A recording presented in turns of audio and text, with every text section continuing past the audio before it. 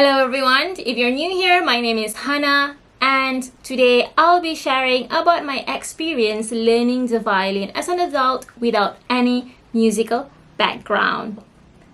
And of course I would like to share some tips on what to consider before you actually start your journey as an adult beginner. Right? So the story started during the pandemic. No, actually the story started way back when I was a kid because I love watching movies and cartoons, and a lot of them actually uses orchestra music, classical music, baroque music, and I've always enjoyed those kind of music. I listen to modern music as well as orchestra music, and so I was thinking to myself, you know what, I want to learn the violin, but obviously things didn't happen when I was a kid. So as an adult, as I reflect on my goals and everything else, especially during the pandemic, I realized that it is something that I still wish to do. And so I took action and signed up for an online class. I googled like some online violin class, and then I found this one website which I'll share in the description link below. So I googled it, I found this one academy that teaches violin online, and so I signed up for it. They actually helped me got my first violin ever.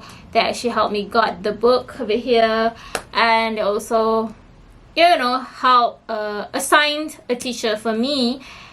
And it has been a wonderful experience. It has been challenging, but it's also wonderful in the sense that I feel accomplished, because I may not be a decent violin player at this point of time yet, but it has been great knowing that I took the step to do something that I've always wanted to do, and you can too.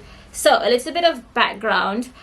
I have no musical background. I've never learned music in my whole life. You ask me to sight read, I have no idea what are those notes are, especially if you ask me like few years back, I have no idea what are those notes, until recently, until last year, where I actually started learning to sight read and things like that. But of course I don't know every single note yet because I'm still in grade 1.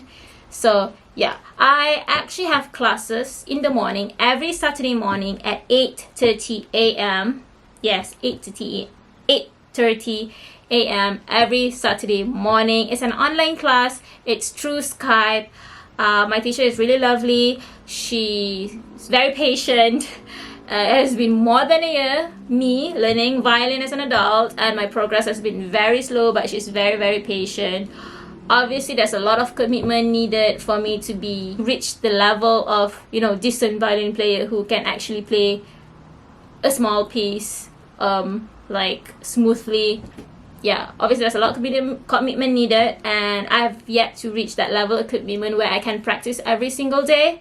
But nevertheless, I'm still grateful. I still feel accomplished, and it has been great.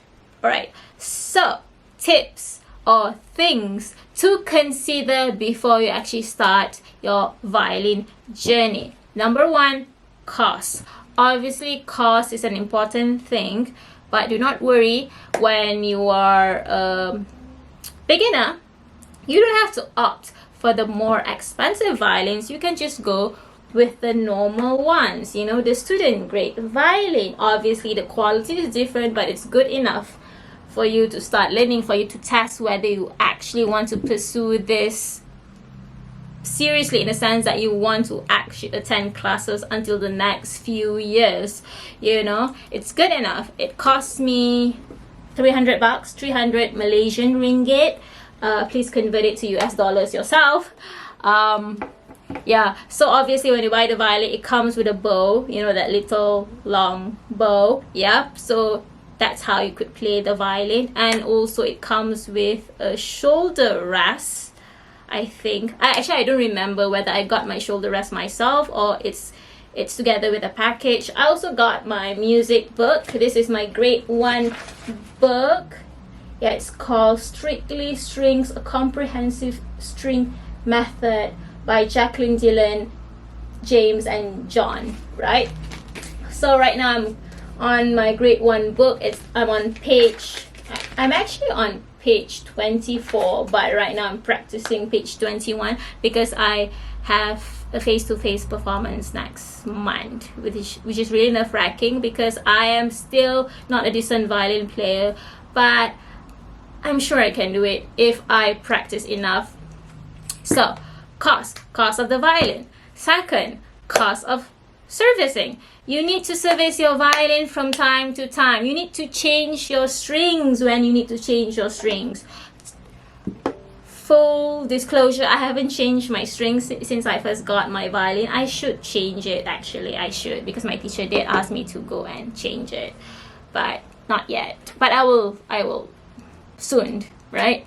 Yeah, so basically these are the things that you have to keep in mind. Violin is not something that you could just use forever without servicing it. You have to service them from time to time. Like for me, I usually go to PJ near Jaya 1. No, it's near Jaya Shopping Center, near Digital Mall, if you guys know it. So it's really near to that area. You know, those shop lots. I sent it to this one amazing guy over there. His service is super affordable and he's really helpful.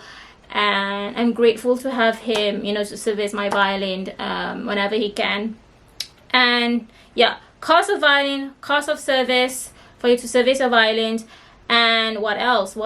You need rosin. Rosin is basically something that could last up to 10 years if you buy the really good quality ones. Basically, rosin is for you to rub it on your bow so that your bow could produce sound when it's against the string. But it's something that you probably just buy one time, once in 10 years if you buy the good quality ones. Cost of violin, cost of servicing. What else? There's one more thing. Cost of classes, obviously, because I would suggest for you guys to actually look for an English teacher pula. I would suggest for you guys to actually look for a violin teacher instead of self-learning, because the point of having a violin teacher is so that you could have an expert, someone who specializes in the field, to point out your mistakes so that you're aware of your mistakes, so you could attempt to correct it through practice. Obviously, at the end of the day, practice is what's gonna help you improve, but practicing without guidance is not going to help. And that's why you need someone to point out any mistakes. Like for example, I have this difficulty to make sure that my wrist does not bend when I'm playing with my left fingers. So that's very difficult for me. That's been challenging for me. I still have yet to correct it properly, but it's a work in progress, obviously.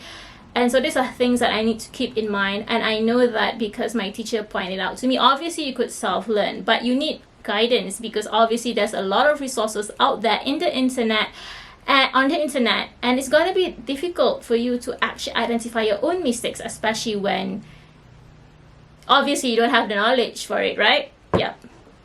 So that's why I would suggest for you to get a violin teacher, just like how I do. You don't have to do it every day. You could have class every week, like me. You know, I do it on Saturday mornings at 8:30 a.m. Obviously, the timings is something that you could adjust with your teacher, not a problem at all. Days also, you could adjust with your teachers. It could happen on a weekday as well, not a problem at all.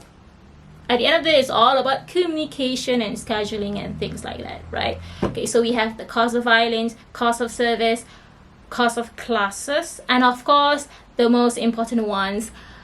One of the most important ones, definitely the most important ones, if you would like to improve, if we would like to improve, if I would like to improve, is practice and commitment. Remember that once you start, it's obviously you could stop, you could give up, but I don't want to give up yet. You know, I don't want to give up yet. And it requires a lot of commitment for you not to give up, because you need to constantly practice, constantly attend classes, constantly try to attempt to correct your mistakes so you could improve. Like for me, my motivation is the fact that I want to play Vivaldi Winter. That's a piece that I really want to play.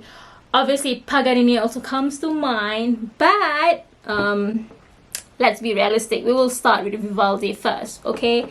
Vivaldi for the win. Well, obviously, Vivaldi is a challenging piece, but one can dream, right? And I still have a long way to go. and I still have progress to make, to continue to make. We as human beings, we live for progress, and small progress is still progress. I may be in grade 1 right now, but I could be in a higher grade sooner or later, and that's what I'm striving for. That's what I aim to achieve, you know, to be a decent violin player. Wish me luck, wish me all the best. Hopefully we all can achieve our goals in whatever way we can, you know.